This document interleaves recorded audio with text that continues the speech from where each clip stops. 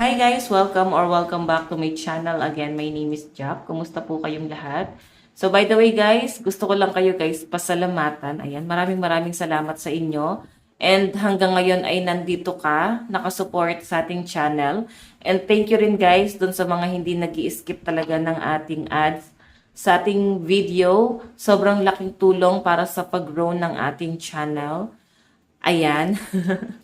Thank you sa inyo guys, okay? Ayan, parang nasa 2 years na rin ata tayo.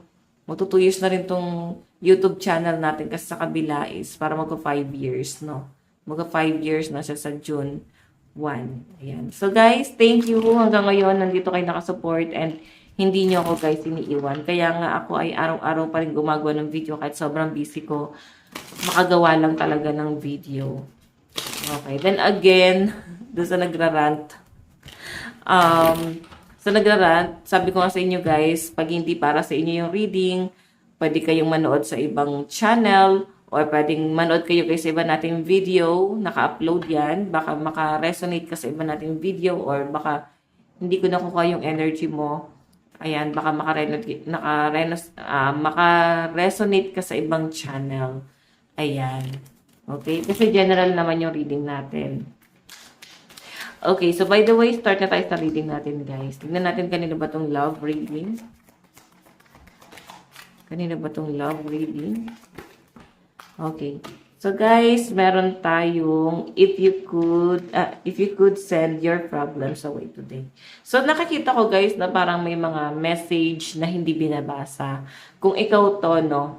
Kung ikaw to na nagsisend ng message or kung ikaw to na parang dineded mo yung message ng person mo.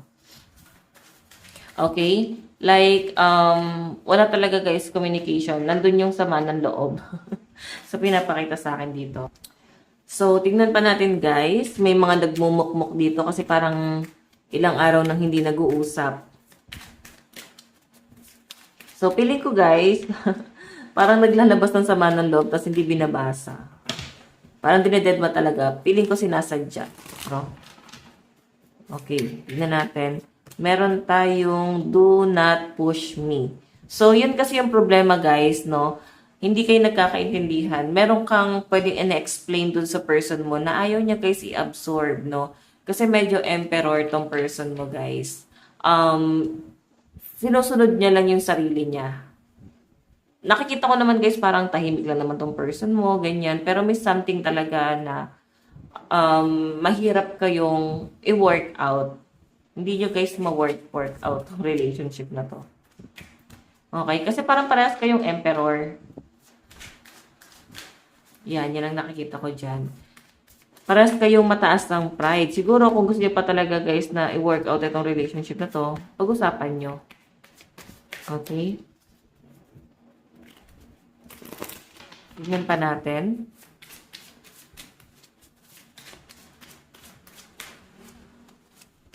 Meron tayong it's not the end, only the beginning. O, diba? Ibig sabihin na to guys, china-challenge lang talaga tong relationship na to. Kasi sa malinaw na pinapakita sa akin, pwedeng may, may awakening na nangyayari. Or pwedeng kailangan lang mangyari. Kasi may something na ibibigay sa inyo sa universe na once na ma-overcome nyo to, sobrang solid na tong relationship na to.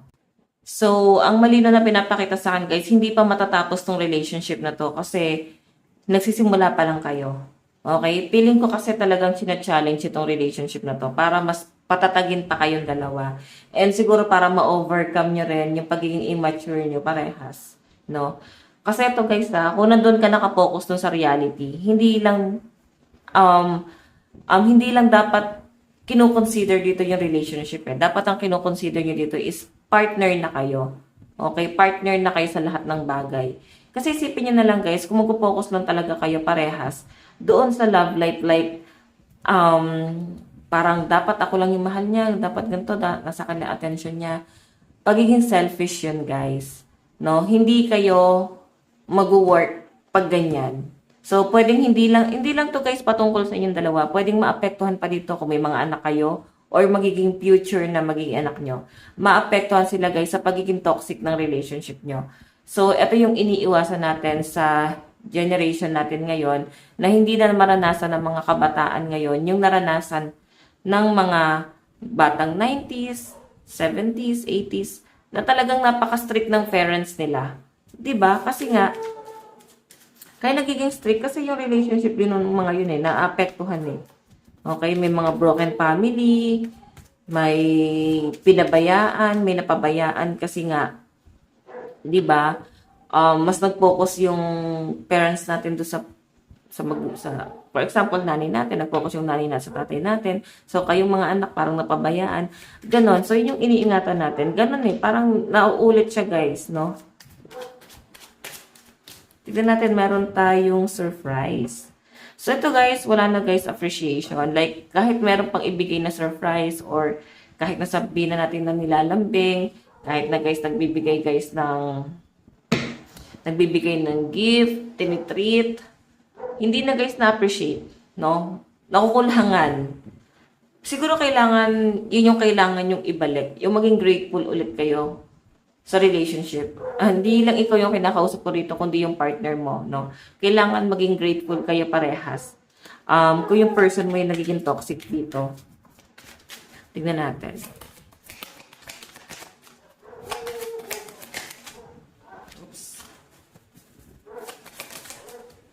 Meron tayong stop repeating the same thing again. Kakasabi ko lang, may paulit-ulit kasi na nangyayari dito sa relasyon na to na hindi guys talaga kayo natututo, no? Kaya meron ditong isa na, ayun, no, don't turn back. So, pwedeng inuulit-ulit yung kasalanan ng isa, parang inuulit-ulit na lang yung mga maling nagawa noon, maling desisyon. So, masisira talaga kayo, no? Kasi kung makikita nyo guys, ayun sinasabi dito, huwag nyo lang balikan yung mga past issue kung gusto nyo talagang i-work out etong relationship na to. Kasi kung babalik-balikan nyo to guys, wala nang mangyayari dito sa relasyon to. Expect mo na masisira na to. Okay? Kasi sinasabi rito masyadong paulit-ulit. Wala na bang bago? Ayan stop repeating the same thing again. May paulit-ulit na kailangan baguhin na. Parehas kayo ha. Parehas kayong kinakausap ko ng person mo. Tingnan natin.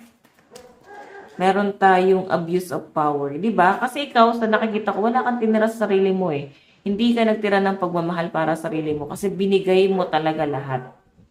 Yan ang nakikita ko sa'yo. Binigay mo lahat sa partner mo. Or binigay mo lahat ng kung ano man yung kaya mong maibigay dito. No? Para lang ma-appreciate ka niya. Tingnan natin. Masyado mong inabuso yung sarili mo. Tapos parang nandun ka na sa point na sinasabi ng person mo na sumusobra ka na, like nagiging nagger or sabihin natin guys mainitin ang ulo. Kasi ito yung nararamdaman mo Masyado kanyang pinupuwersa na gawin yung mga bagay na ayaw mo namang gawin sana dito sa relasyon na to. Like, makapagsalita ng hindi maganda, makapanumbat, makapanakit, ganon. So, hindi mo naman dapat gawin yon pero nagagawa mo kasi ramdam mo na parang siya mismo yung nagpupush sa inyo para gawin yon. Okay, tingnan natin. So, meron tayong do not disturb regeneration in progress. Okay, so huwag kayo guys mag-rush. Huwag kayo masyadong mag-expect ng mabilis nito sa relationship na to.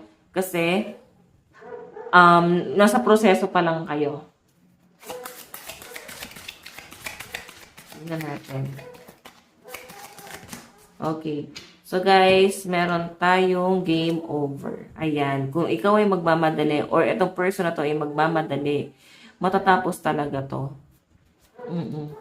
Pero sa pinapakita sa akin, may chance pa to na maayos. Pero yun nga, kung hindi na talaga guys, wala na yun. Sometimes I need help. So, i-consider din talaga na kailangan din ng person nyo ng tulong or kailangan mo rin ng tulong.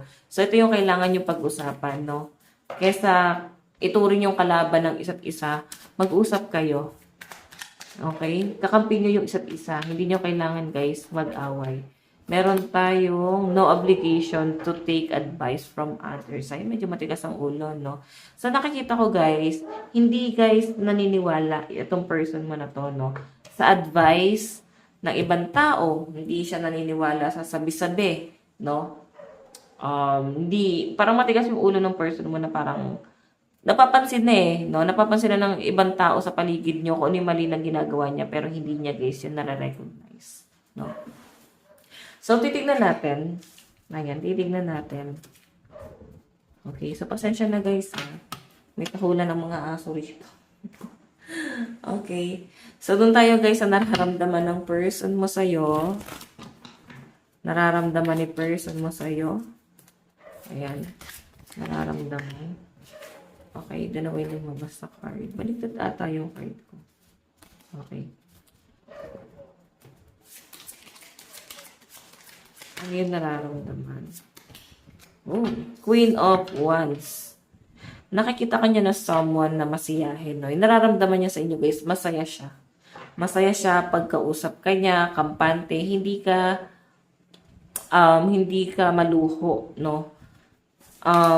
Mas nakikita ka niya na someone na napakabilis mo lang pasiyahin, no?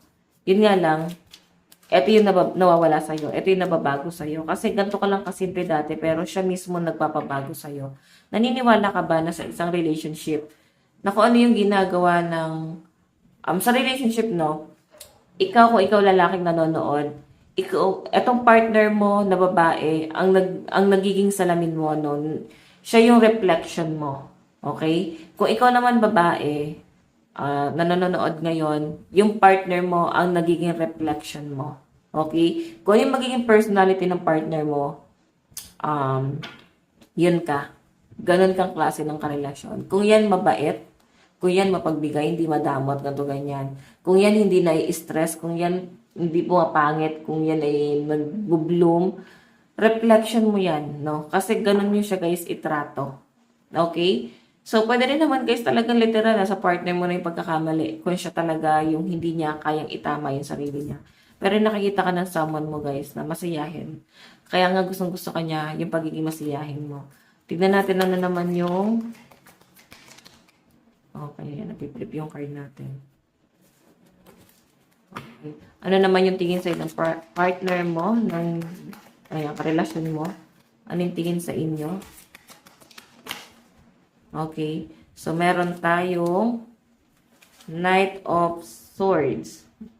Yung tingin sa ng partner mo, dati nagkahabol ka eh. Ngayon, nakikita ka niya na sa na parang pinabayaan mo na siya. Hindi mo na siya hinahabol. No, naka-reverse kasi ito eh. Air sign, Aquarius, Gemini, Libra. So, siguro, hindi ka na para magbunga nga pa sa kanya, no?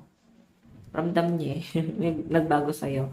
Okay, tignan natin ano naman yung magiging plano, hakbang ng person na to sa connection nyo. Okay. Meron tayong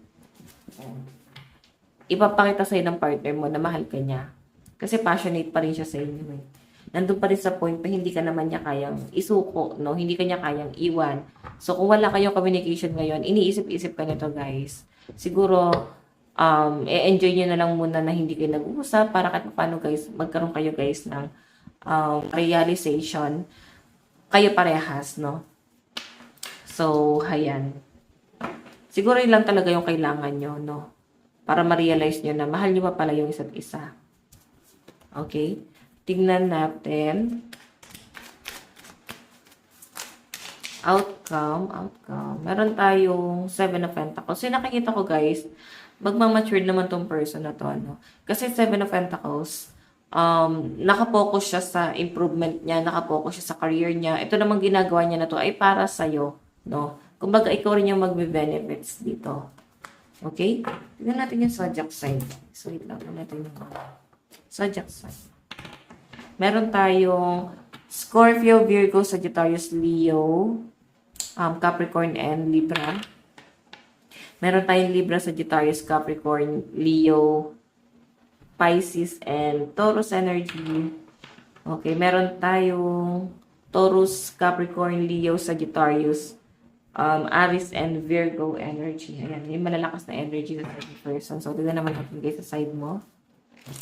Pansin ko, hindi nawawala sa eksena si Scorpio at saka si Virgo, no? Kahit sa mga past reading ko. Dami sigurong earth sign na nanonood sa atin. Thank you sa inyo, guys. Okay, sa side mo naman, ano yung nararamdaman mo sa person mo? Meron tayong Page of Pentacles. So, gusto mo kasi guys siya mag-improve, especially sa kanyang finances, no? Gusto mo siya guys tulungan sa improvement niya. Kasi yun nga, kagaya ng sabi kanina sa card sa side niya, ikaw naman din ang mag-benefits doon. Pinagdadasal mo siya. Ang hangad mo para sa taong to guys is maging successful. Tignan natin ano naman ang tingin mo sa person mo ngayon. Meron tayong Ten of Swords. Ramdam mo parang baka na-stress na siya sa akin, baka napupuno na siya sa akin.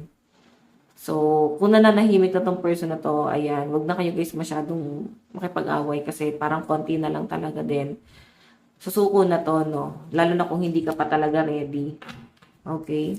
Ano naman yung plano mo sa relasyon nyo? Meron tayong King of Pentacles. So, medyo babaan mo yung pride mo. Kasi, King of Pentacles ka dito, mataas ang pride nito, no?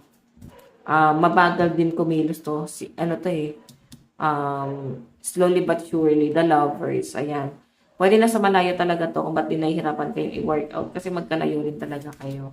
Okay, outcome. Meron tayong Three of Cups. Ayan, may may mga pag-iisip na baka merong iba. Parang may something, no? Lalo na kung hindi kayo nag-uusap. So, nandun yung kaisipan na baka merong iba talagang iba tong person mo. Naiisip mo siya eh, kasi hindi kanya masyadong kinakausap. Or may naging cold siya sa inyo, parang hot and cold, no? Ayan. Silent treatment, kumbaga. Zodiac sign sa side mo, Aquarius, Scorpio, Libra, Sagittarius, Cancer, and Virgo energy. Taurus, Aries, Gemini, Cancer, Virgo, and Leo energy. Meron tayong Leo, Sagittarius, Gemini, Pisces, Libra, and Scorpio energy. So, tignan natin guys, ano patungo itong relationship na ito. Katay ng tatlong card. Future, or in the near future, ano po mangyayari sa relationship na ito? Spirit guide, ano na po mangyayari? Meron tayong slowly but surely.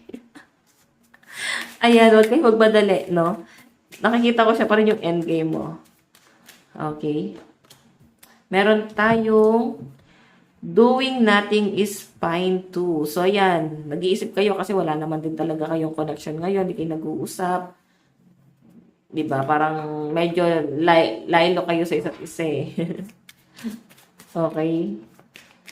Tignan natin. Meron tayong I'm not okay. So, ayan. Nagmamakawan yung person mo. Baka siya din yung kusang lumapit or magpakumbaba sa inyo. Kasi nakikita ko sa person mo guys. Sobrang nalulungkot. Ito yung energy mo eh. Parang wala. Ayaw mo talaga siyang usapin or wala kang gagawin, no?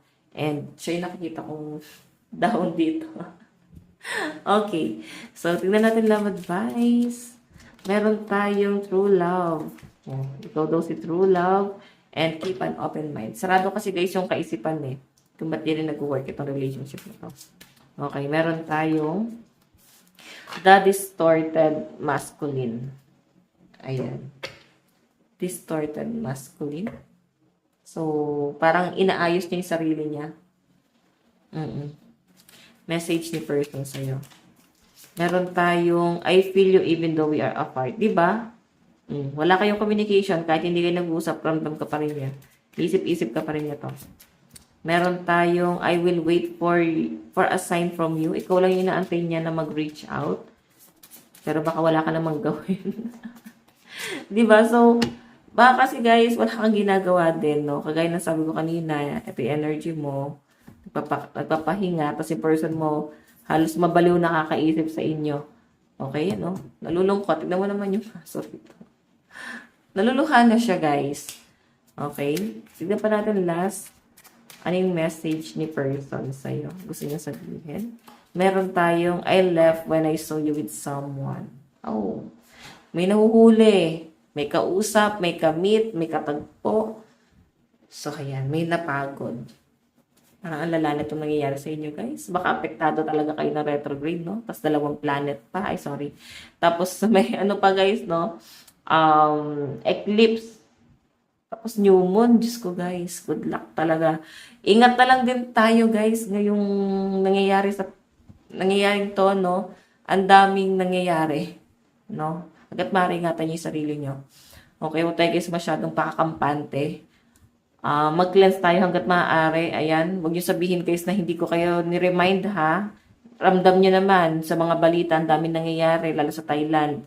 So, dala rin yan guys ng yan, astrology yan guys. Hindi yan, astrology na yan guys hindi yan basta-basta sa card, sa planet na yan. Okay, sa planet na yan, mga scientists, mga eksperto na mismo ang nag-explain yan. So yan guys, ito lang ang inyong daily love reading. Again, bukas ulit. God bless and love you all. Ayan, mag-iwan ka ng message para masama ka sa pag-cleanse ko. Okay? Bye-bye!